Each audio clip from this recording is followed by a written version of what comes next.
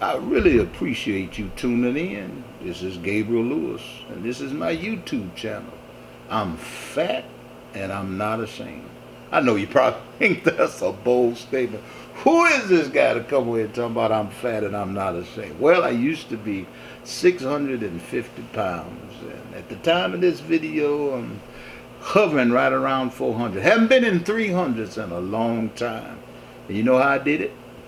Just some simple changes. In the last video, that's what I talked about. 5 things to help you, or 5 things that you had to change to lose weight. And so what I want to kind of do is continue in that vein on this one. Because a lot of people ask me, well, how do you do it? Do you still get tempted? Do you still, have cravings? Yes. I still can attack a payday in my mind, but I don't. So what I want to do, I want to look at the word change, and I want to use it as an acronym to give you a few pointers that help me, as I fight this thing. And I made up my mind that it's not going to be a one-day quick fix. It's not going to be an overnight deal. I realize I'm in this thing for the long haul. I'm in it, but I'm in it to win it. So let's look at this word, C.H.A.N.G.E, change. What does that mean? Well, the letter C that I want to first start off with is C means check yourself. That's what you got to do. You know the old term you see people say, check yourself before you wreck yourself. Man, I could wreck myself in the kitchen. Trust me. I could go on a binge. I have been on some binges that I'm even ashamed to admit. Have you ever gone in a restaurant, ate, left there, went to another restaurant, left there, went to another restaurant, then come home with your family and act like you ain't ate nothing all day? Hello, that was me. But one thing that I learned to do, as I shared with you in the beginning video, that nearly 3 months ago now, I literally almost died. Everything was gone. Vitals was gone. Breath was gone. I didn't have any strength, no enthusiasm, none of that. All of that was gone. My hope was gone. I literally felt like dying. Didn't want to live again. Have you ever got that down? I was there. So what did I have to do? I had to check myself. And that's what you have to do. If you're going to change, if you're going to take yourself from a bad eating habit, a bad lifestyle of eating, you got to continually check yourself. And that's what I have to do. That means you're going to have to make some self-examinations. You're going to have to talk to yourself. And I know people say, well, something wrong when you talk to yourself. I've heard people say it's all right if you talk to yourself as long as you don't answer yourself. Well, I've been strange all my life. Not only do I talk to myself, I do answer myself. But can't nobody talk to me like me. So if you really want to change, you got to learn to check yourself. You got to put yourself in perspective. I heard a great leader once say that people don't do what you inspect, or they don't do what you expect. They do what you inspect. Let me say that again. People don't do what you expect. They do what you inspect. You can assume people are going to do what you expect them to do, but if you don't show up with an inspection, some people are just not going to do it. And that's what I've learned. Nobody's going to do this for me. Nobody's going to make me eat what's right for my body. So I have to have a daily inspection. I have to check myself. I have to do a self-examination. I have to talk myself some days out of eating the bad stuff. So if you're going to change, C in the letter, you got to check yourself. But then the letter H, you got to learn to handle your feelings when they arise. Now, let me tell you about what I mean by handling your feelings or even your emotions when they arise. All of us get emotional. All of us have to go through challenges every day of our life. And maybe yours is not food. Maybe yours is not a hot dog or steak or chips or Doritos or salsa or smothered steak and potatoes and fries. Maybe that ain't yours. Nice piece of hunk of pound cake, German chocolate, apple cobbler, peach cobbler, strawberry cobbler. Maybe that ain't yours, but that was mine. That was mine. And sometimes we eat on emotions, at least I did. Sometimes when life happens, those emotions drive us to that type of binge eating. But I remember, and I shared with you about Malcolm J. Harris. I shared with you that I'm in his mentorship program. And we were studying one day and on some of his information, and he came up with this. It was a thought that was profound to me, and this is what he said. He says, you have to tell your feelings how to feel. I asked him permission to say that. He said, you got to tell your feelings how to feel. In other words, when you feel yourself getting ready to go off on that emotional state, on that overeating state where you want to push a sub down your mouth, eat a pizza by yourself, drink a few sodas, snack on some candy bars and some cookies and all that crazy stuff, you got to tell yourself, you just really got to shake yourself and say, hey, handle up, man up. You got to handle those feelings, because those emotional feelings will really take you out the box. They used to do me. I remember once I was listening to a kind of life coaching marriage thing. Her name was Ellen Kreitman, and she had a series back in the day called Light is Fire, Light Her Fire. And this is what Ellen used to say. She says, whenever you get dis-hyphenated ease, dis-ease, D-I-S hyphen E-A-S-E, it brings on disease. Did you get it?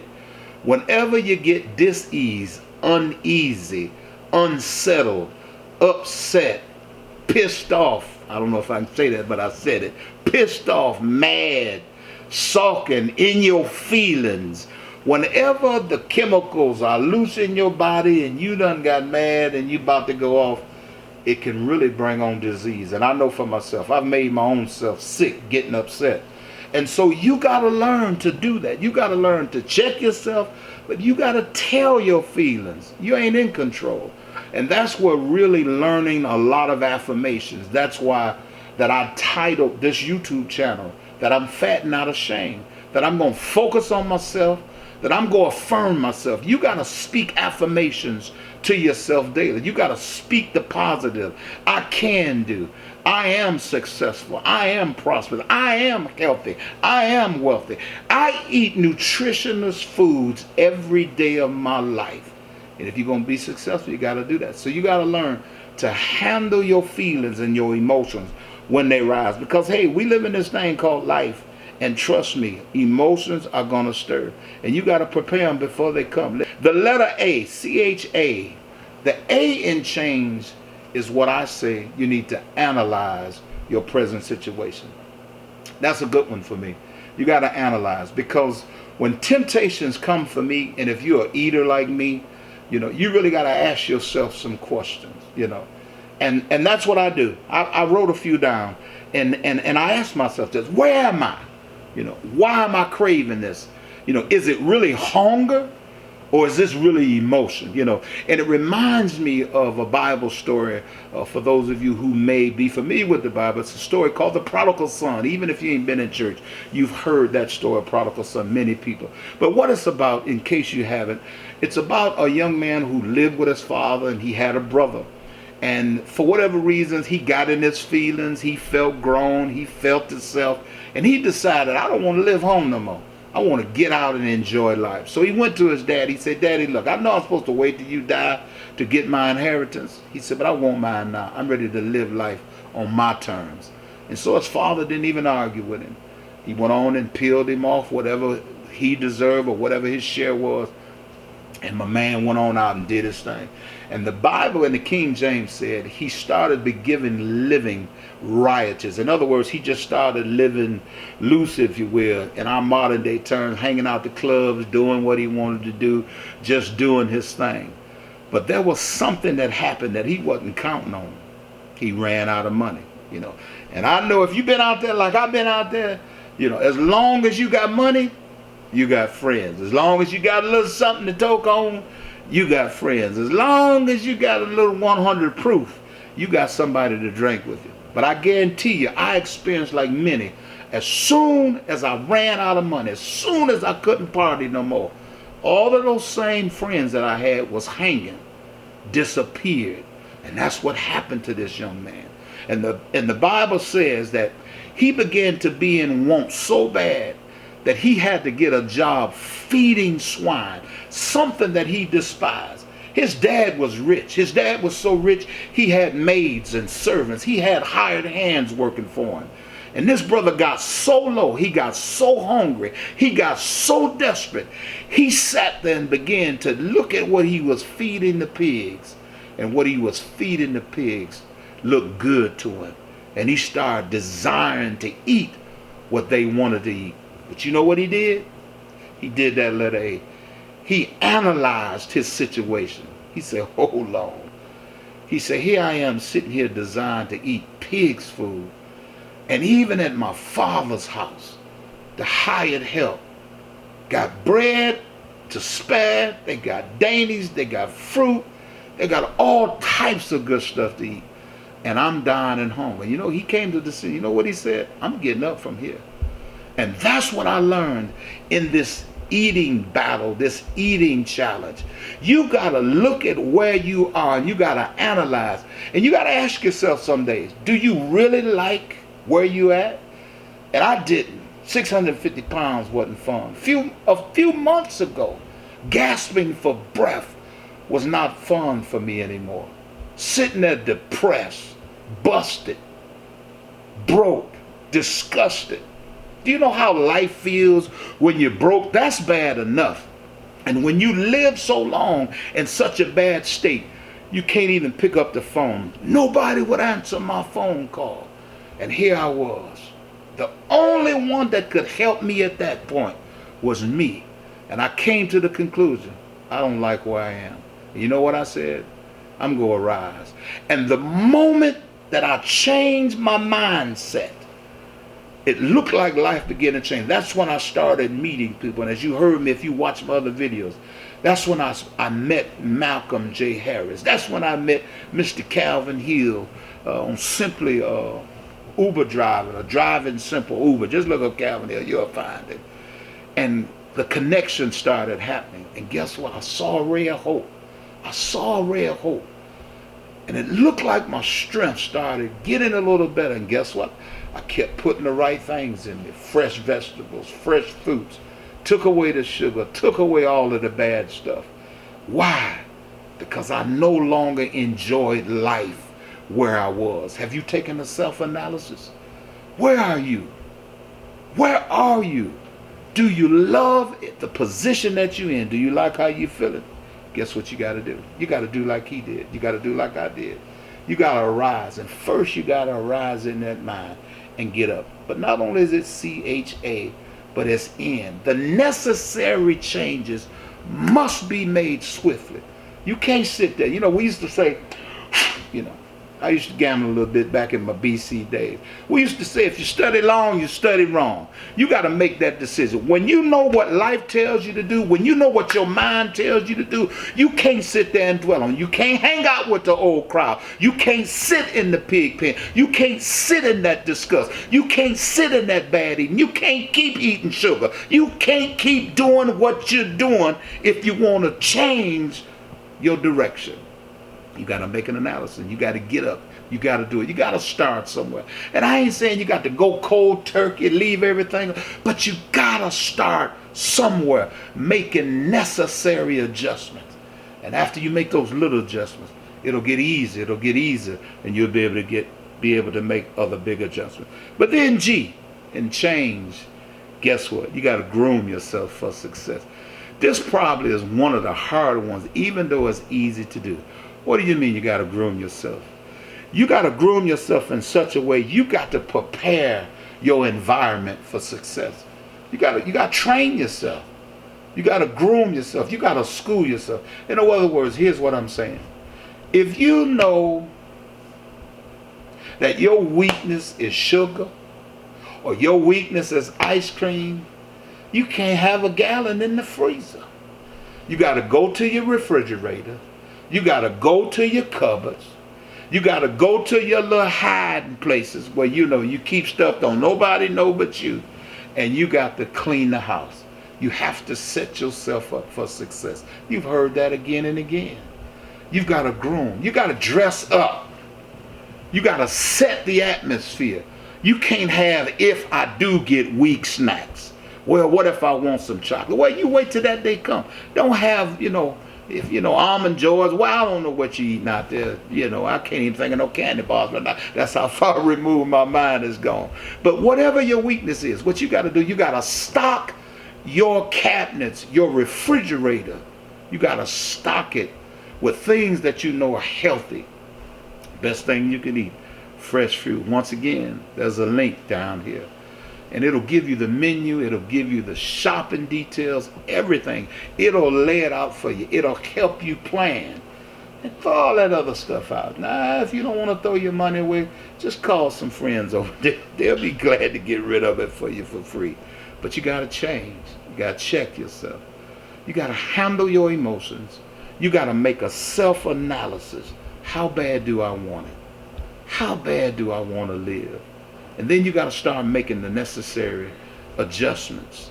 And you got to groom yourself. You got to prepare yourself. But then E, one of the last letters, you got to execute a plan for life distractions because they coming. You got to execute it. You got to create your plan of escape right now. We just went through Hurricane Dorian.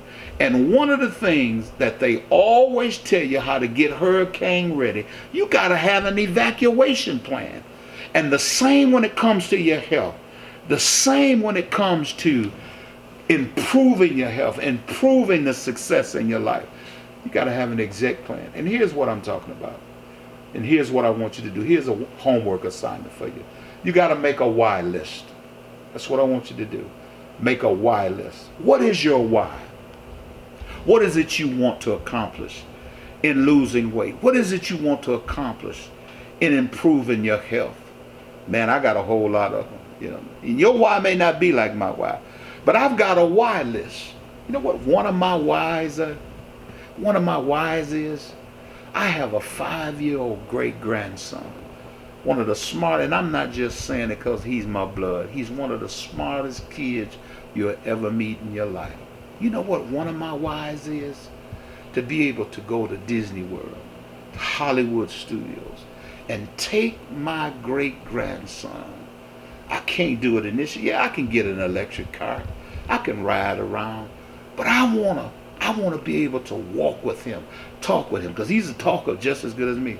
And one of my whys is to be able to walk around something as simple as an amusement park, something as simple as to grab his hand and walk around a mall. Don't care, Millennium Mall, it can be just a little side-up mall, it don't matter. Just to be able to walk around just a grocery store. That's one of my whys.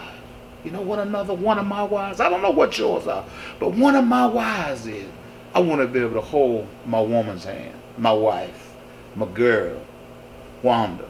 Next year we'll be married 41 years.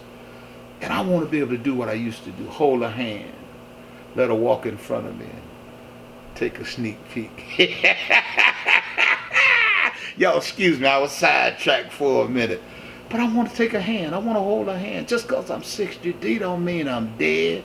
It don't mean it's over.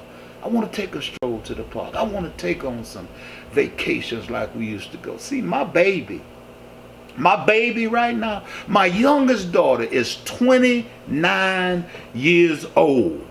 My baby got a baby that's 7 months old. This was the time of my life. I couldn't wait till my baby got old so I could take my baby, my woman, my sweet thing, my good thing. She fine to me. And have a few more years. Stroll off and go somewhere. That's a why. That's a why for me. You know what another why is for me? I want to be able to sit in a regular plane seat. The average person don't even think like that. You can go to a restaurant, you can get on the plane. Your thoughts ain't how big is the seat, how small is the seat. Living life from a fat person, 650 pounds, you got to be selective in what restaurants you go, how far the parking lot is to the door, how many people you got to squeeze to. One of the things I hated going to the movies. Here I am, 650 pounds. Excuse me. And little skinny folk won't get up and let you over. They just sit there like I'm supposed to squeeze by. I hate it. I want to go in the movies one day and just say, excuse me. And just go on and slide and say, that's my why. That's what I think about today. And when I think now, if I want to eat a hot dog or a burger or whatever, my wife come up. Can you get in that seat if you keep eating like that? How well do you think your heart's going to keep beating? With high blood pressure, sugar diabetes, high cholesterol, medication, sleep apnea, edema, retaining water, pressure on your heart. And so my wife come up. I really want to live more than I want to die. And I just don't want to exist. I want to enjoy the rest of my life. That's a why for me. Not only just to get in the regular planes. Do you know I was so big at one time, I couldn't even fit in a first class seat. I was too wide. So guess what? When I travel, if my wife wasn't with me, if my family wasn't with me, I couldn't just get a seat. I had to buy 2 tickets just to travel. You want to know what my why is? I want to be so small, so good looking, so built. I'm fine already, but I just want to be healthy. That when I walk in a room, that the whole room don't look at me and say, damn, there go big man. That's a big, yeah. Now, I want to be able to walk in the room and go unnoticed. That's my why. I want to be healthy. I want to just be a regular man that walks into the room.